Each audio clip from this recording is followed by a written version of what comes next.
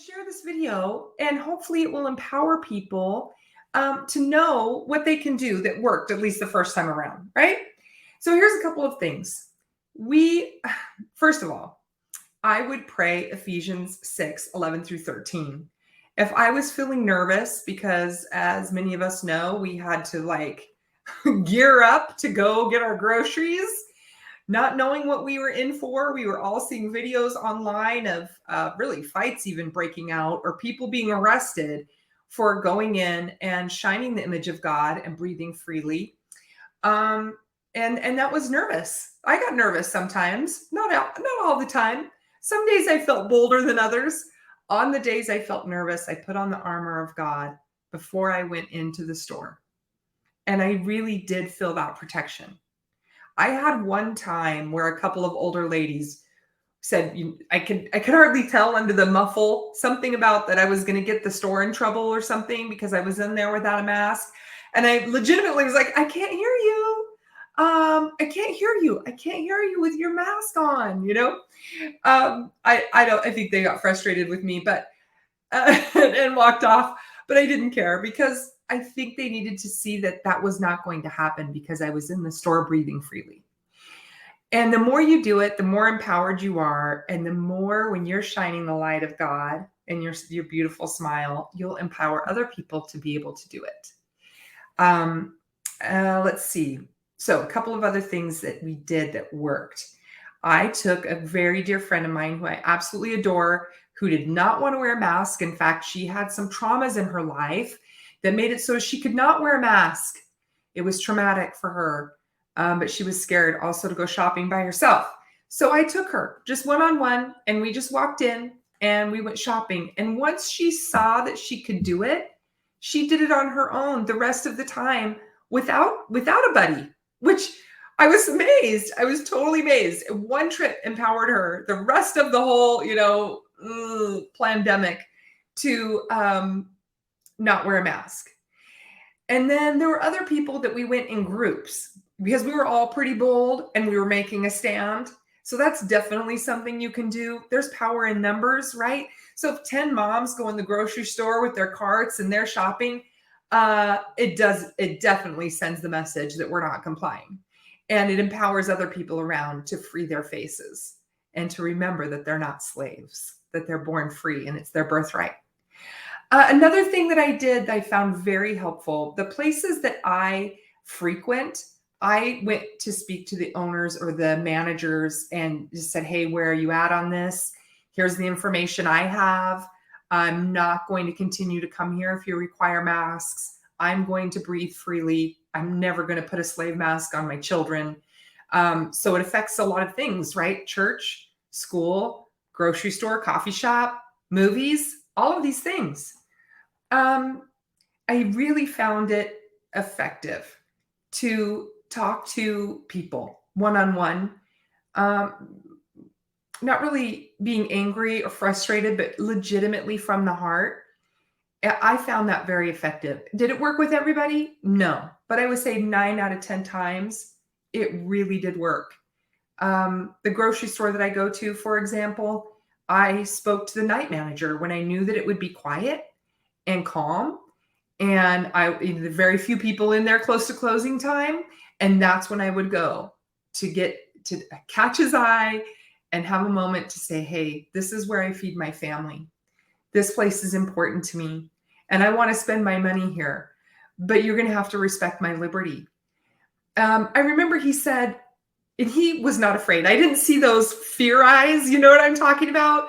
He did not seem afraid, but he did seem sympathetic to people who were afraid. And he wanted to defend them and their concerns more than mine. And I said, okay, well then give them a special time to shop, right? Here's your special time to shop. And then be open an extra hour for them if you really want to accommodate them. Or go ahead and do the drive-up service for them. But the rest of us want to be free. So if you're really going to try to accommodate people, that's how you're going to have to do it, is provide extra for them without restricting my freedom.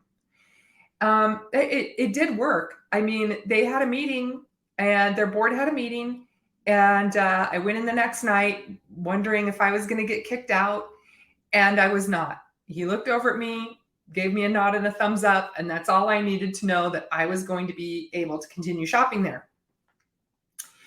Another thing I think, if this does come back, that we need to do is exercise capitalism.